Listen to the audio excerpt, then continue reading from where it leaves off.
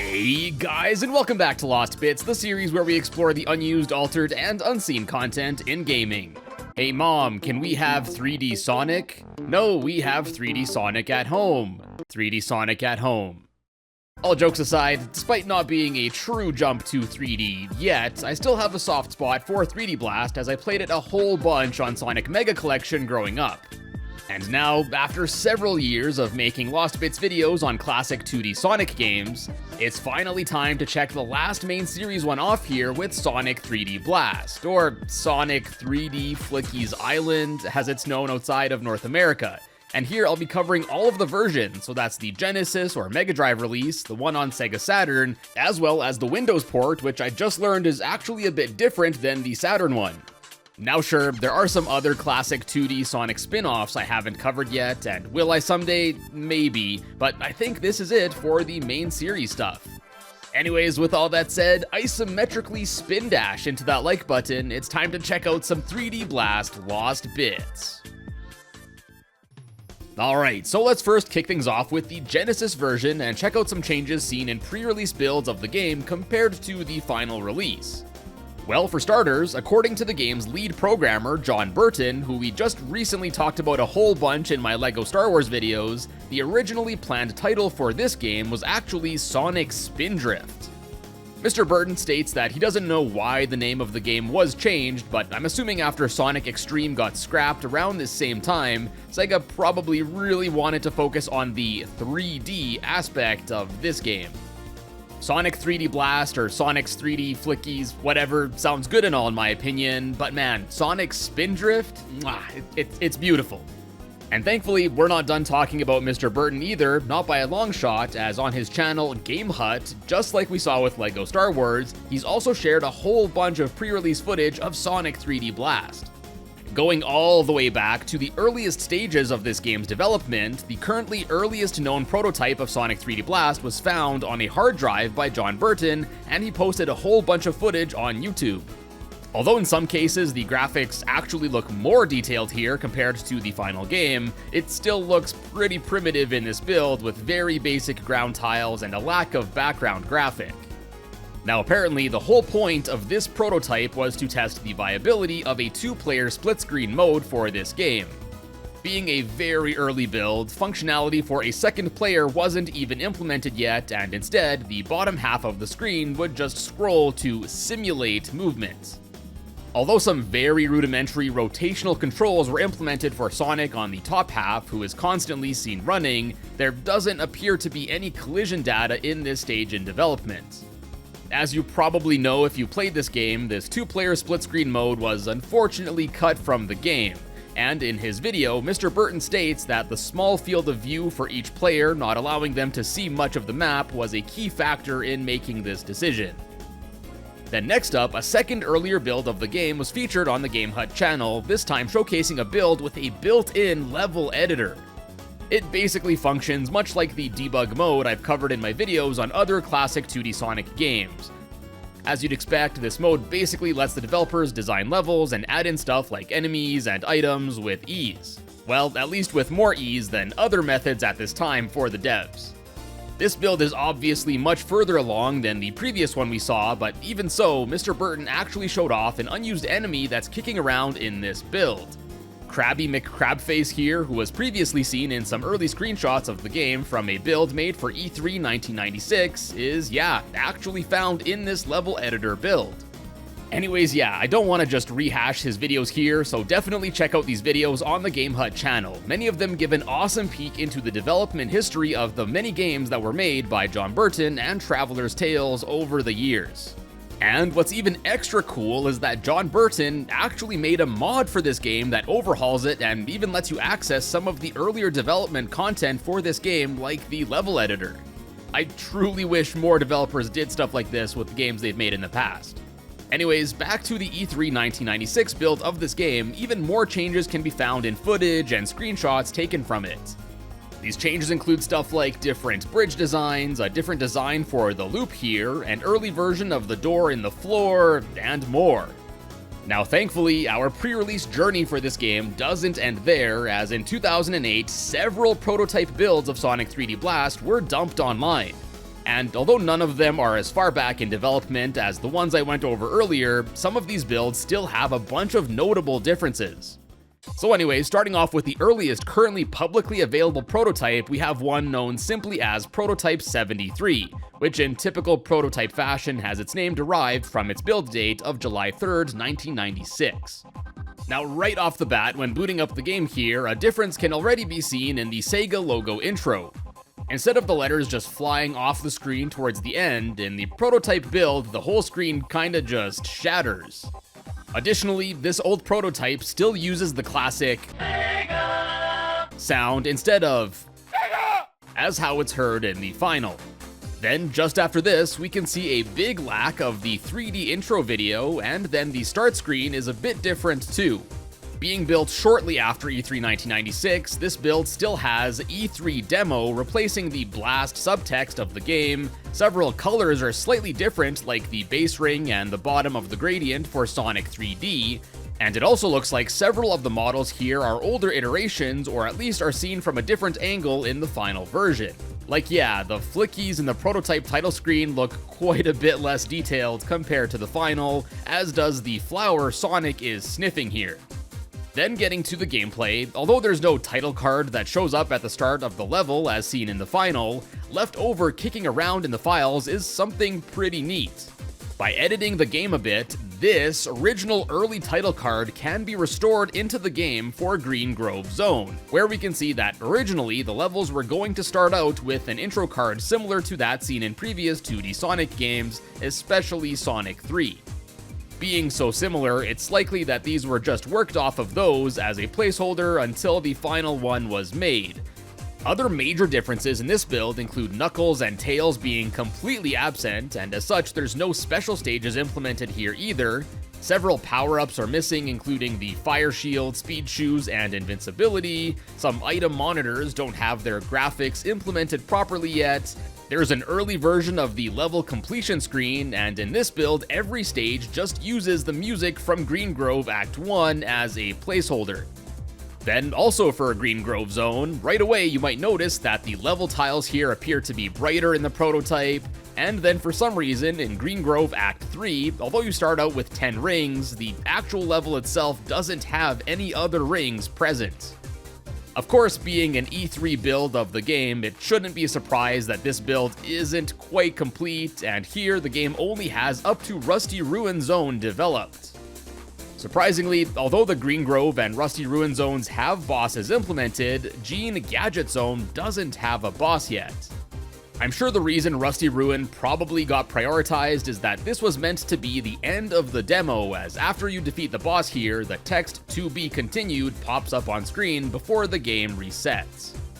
Then another oddity for Rusty Ruin Zone here is that the first two acts are flipped, as what's seen as Act 1 in the final is actually Act 2 in this prototype, and vice versa. And then lastly for this build, there's a really nifty little debug feature that's left over here. By simply just pausing and then pressing the A button on the Genesis controller, you will actually automatically warp to the next level.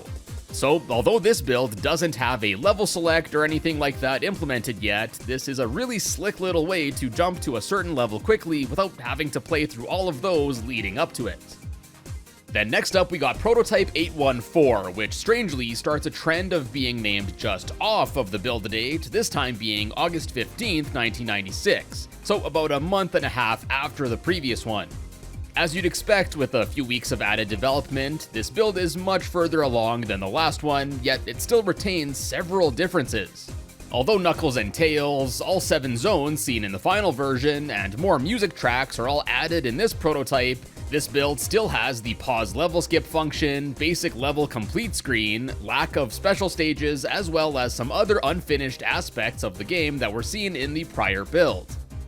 And although there are a few other changes in this build, such as there now being press start text on the title screen and the title card font being slightly different than how it's seen in the final, probably the most interesting thing for this prototype build is found in some development text found left over in the game's memory.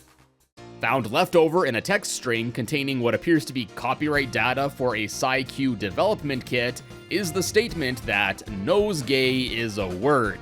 And shiver my timbers, whoever wrote this wasn't kidding, as the Merriam-Webster dictionary defines nosegay as a small bunch of flowers.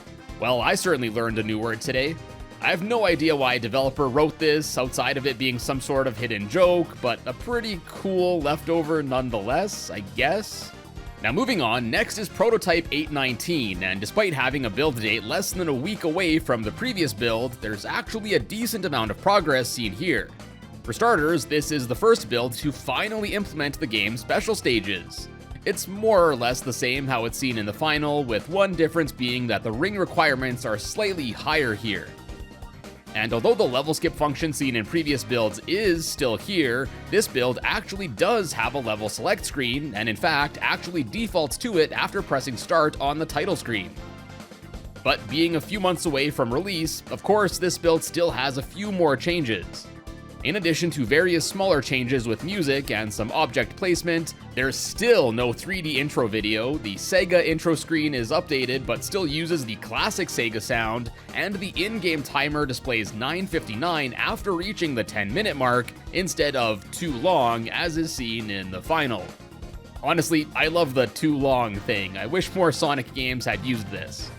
This build also contains some placeholder screens, including one for completing the game with or without all of the Chaos Emeralds, as well as for the screen to show the Chaos Emeralds that a player has collected. Then another really cool thing about this build is that it contains 2 unused music tracks that never went on to be used, at least not in this game. First off is this unused track.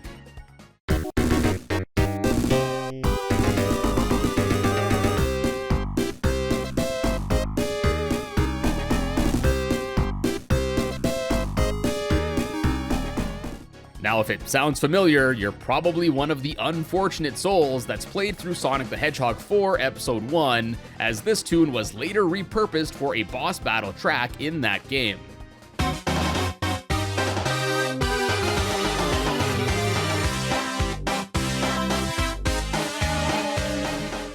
Secondly, there's also this absolute banger of a track that was found left over unused here.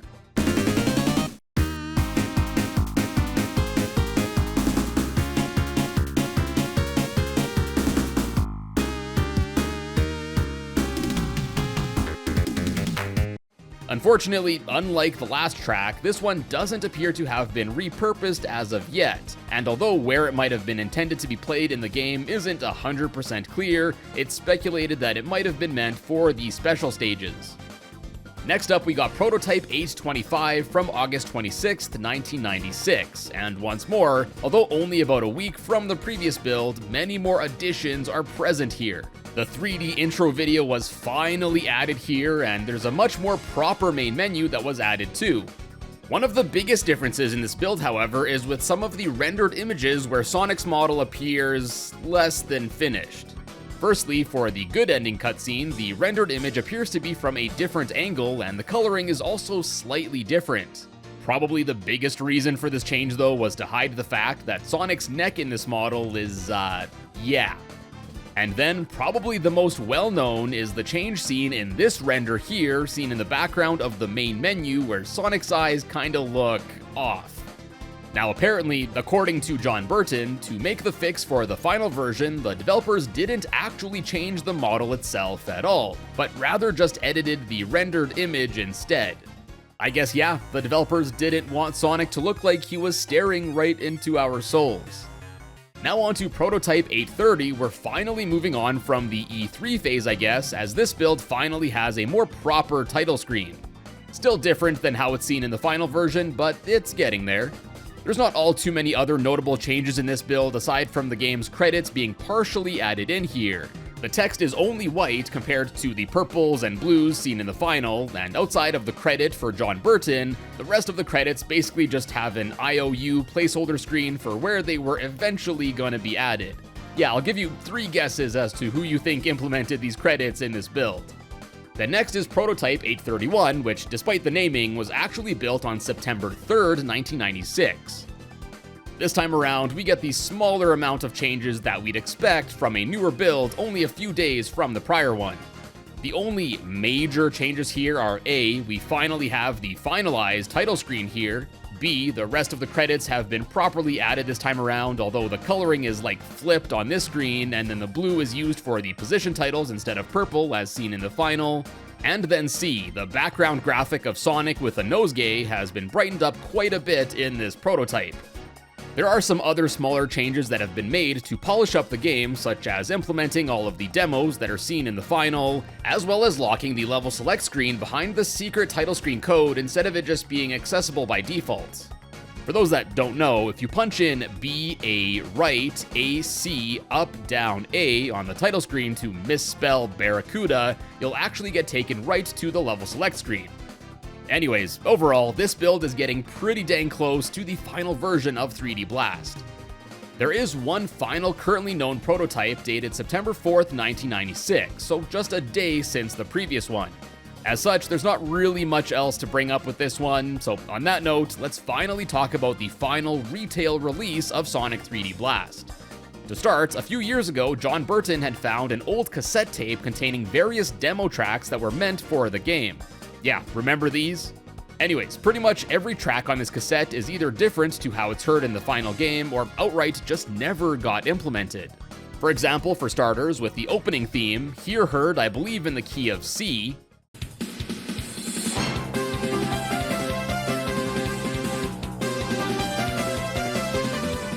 this was changed to A flat minor for the final version.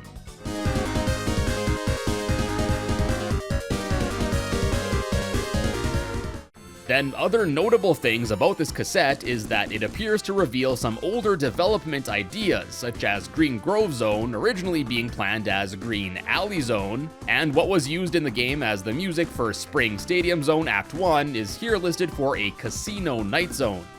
Then on the B side of this cassette, there are actually a few more tracks that never made it to the final cut. For starters, although in the final game the same background music is used for both the Tails and Knuckles bonus stages, this tape appears to reveal that both sidekicks were planned to have their own unique track. So yeah, here's a quick sample of the theme that was meant for the Knuckles bonus stages, but was scrapped because this intro video hogged up too much space.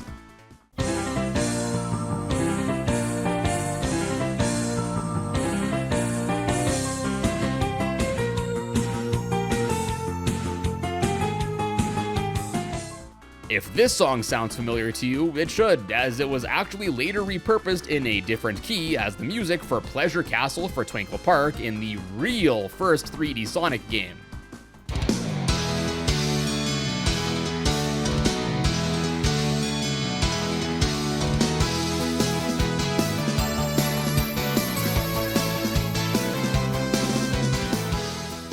Then similarly, there's another track that was apparently meant for a scrapped special stage that never made it into this game.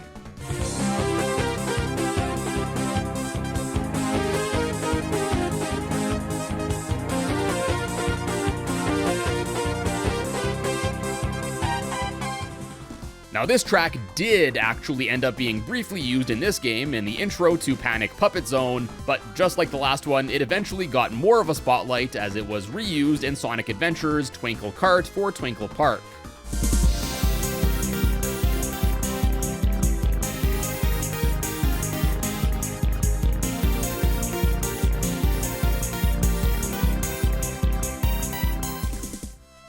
And then lastly here, there's the same unused boss track I mentioned that was found in the prototype build earlier, but here there's both a minor and major key version.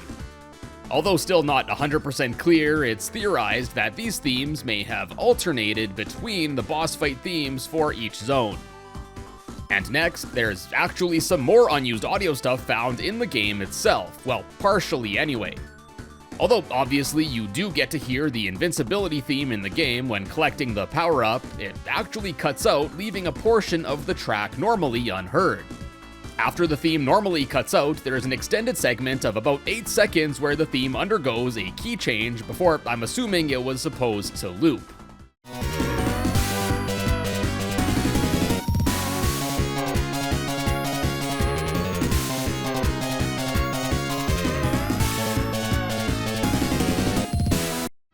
Thankfully enough though, you can actually still listen to this theme in full by using the sound test menu found in the game.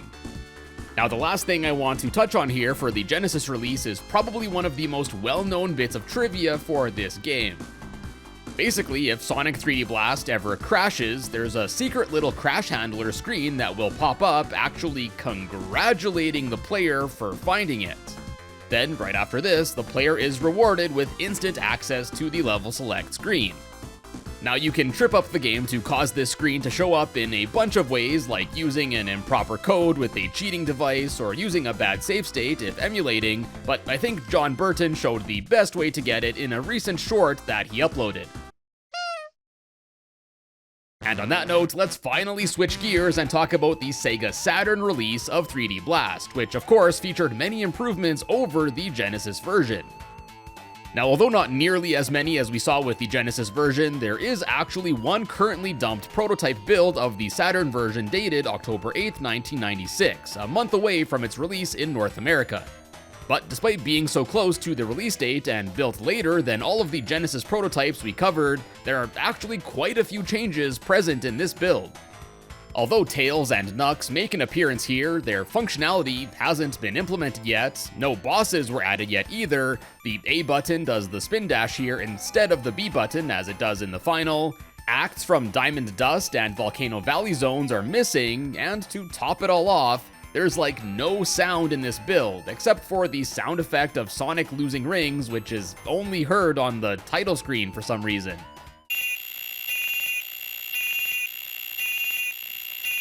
Oh yeah, and you also get a whole bunch of different choices on the main menu in this build, like Start, Start, or Start. Oh, and these start buttons all use like a watery background texture here instead of the more earthy one that's seen in the final release.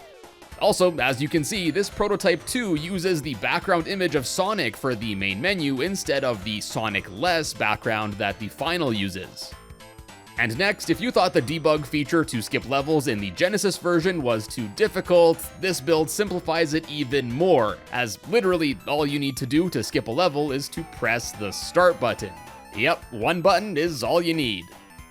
This build also still has a title screen lacking the sky background as is used in the final version, making it look more similar to the Genesis one, though still having a slightly different color palette too.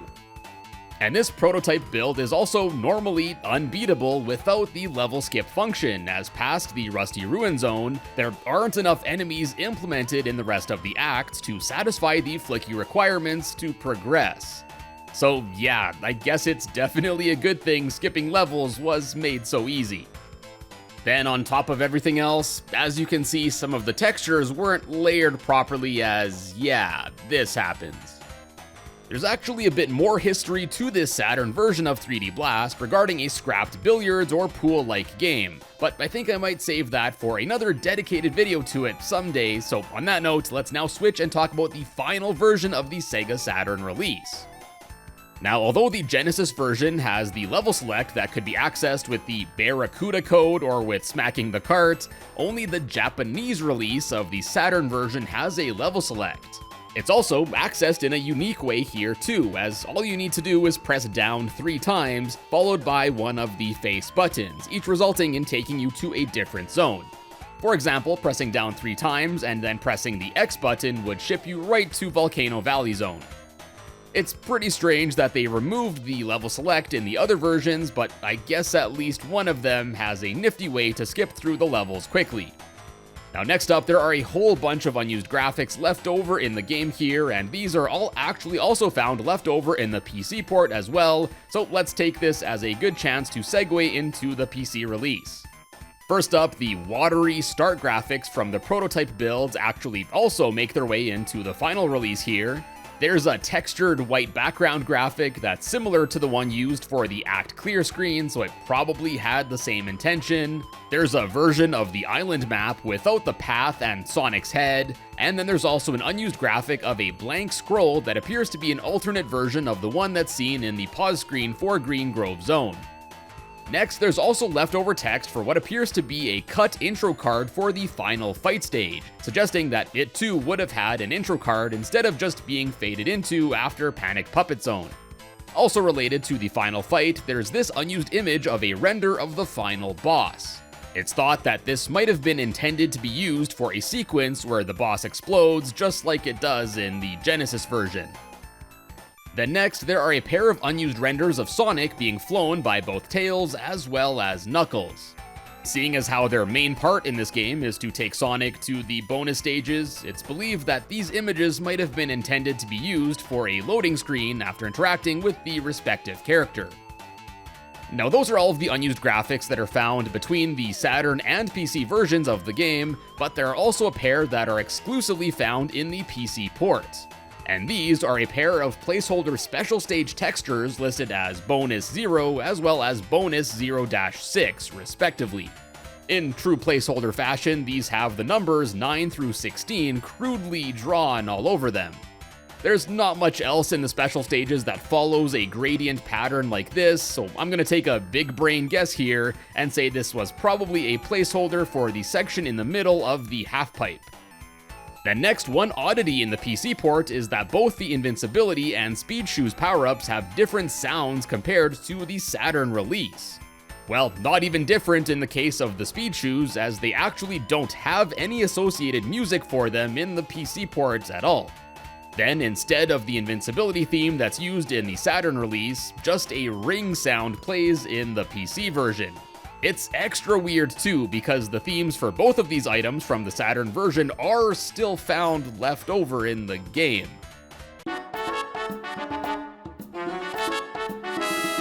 And on that note, fellas, that'll wrap up not only this video, but the main series classic 2D Sonic games here on Lost Bits. Feels nice to finally get all of these done, and now I look forward to covering Sonic's transition into the third dimension. Anyways, I hope you enjoyed this video. As always, if you did, be sure to check out some of my previous Sonic Lost Bits, and be sure to subscribe to find your way back here in the future. And as always, thank you all so much for stopping by today, and I will see you in a bit.